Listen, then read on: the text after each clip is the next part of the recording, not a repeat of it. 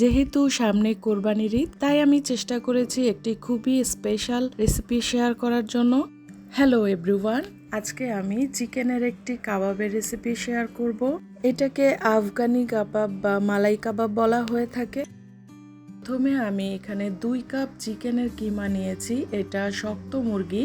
এরপর আমি আদা রসুন বাটা দিয়ে দিলাম 2 চা চামচ করে। এরপর দিয়ে দিচ্ছি হাফ কাপ পেঁয়াজ কুচি এবং ক্যাপসিকাম কুচি, গাজর কুচি।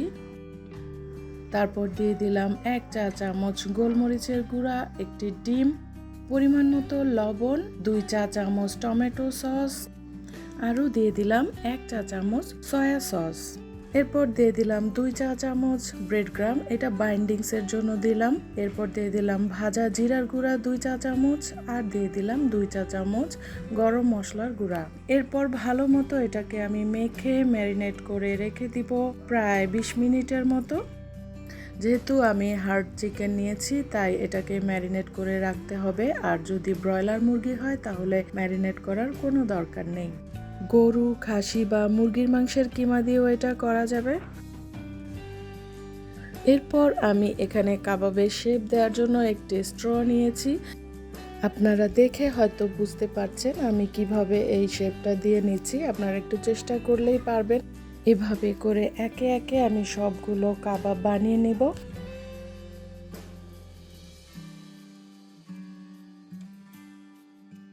আর সবগুলো বানানো শেষ হলে এগুলোকে আমি এক সাইডে রেখে দিব। এদিকে দ্বিতীয় স্টেপটা শুরু করার জন্য আমি প্যানে তেল দিয়ে এখানে প্রায় 1 কাপের মতো পেঁয়াজ দিয়ে নিয়েছি।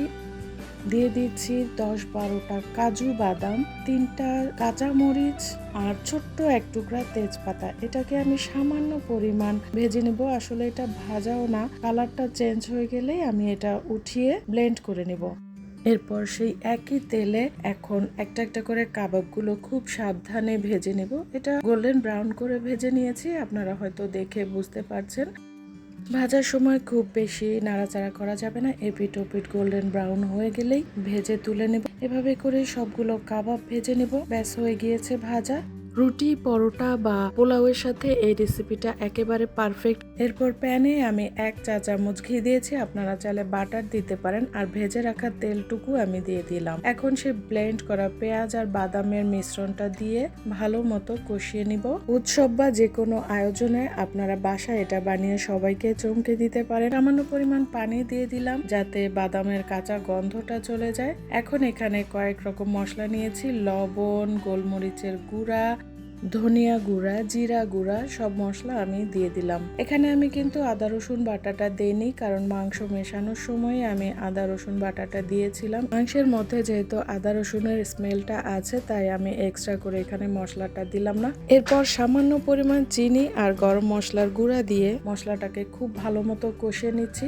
প্রায় কষানো হয়ে গেলে এখানে আমি সেই কাবাবগুলো ঢেলে দিচ্ছি। কাবাবটা দিয়ে আমি ঢেকে কিছুক্ষণ রান্না করে নেব। অনেকক্ষণ কষানোর পরে যখন তেলটা উপরে ভেসে উঠবে, তখন আমি এখানে দিয়ে দিচ্ছি ঘন করে জাল করে রাখা হাফ কাপের মতো দুধ। এখানে পানির পরিবর্তে দুধটা ইউজ করলাম। আপনারা চাইলে এখানে ফ্রেশ ক্রিম দিতে পারেন, তবে ফ্রেশ ক্রিমটা দিলে খাবারটা অনেক বেশি রিচ হয়ে যায়, তাই আমি আর দিলাম না। তবে এইটার টেস্টটাও কিন্তু খুব ভালো আসে। ফাইনালি যখন তেলটা উপরে ভেসে উঠেছে, এখানে দিয়ে দিলাম সামান্য পরিমাণ কাসুরি মেথি। এটাতে কিন্তু মাংসের টেস্টটা একেবারেই চেঞ্জ করে দিবে। আপনাদের কাছে কাসুরি মেথি না থাকলে নাও দিতে পারেন, তবে একটি অথেন্টিক রেসিপি পেতে হলে কিন্তু কাসুরি মেথিটা অবশ্যই দিতে হবে। তো এভাবে হয়ে গিয়েছে আমার চিকেন মালাই কাবাব। ভিডিওটি ভালো লাগলে সবাই লাইক করবেন। সবাই ভালো থাকবেন। আল্লাহ হাফেজ।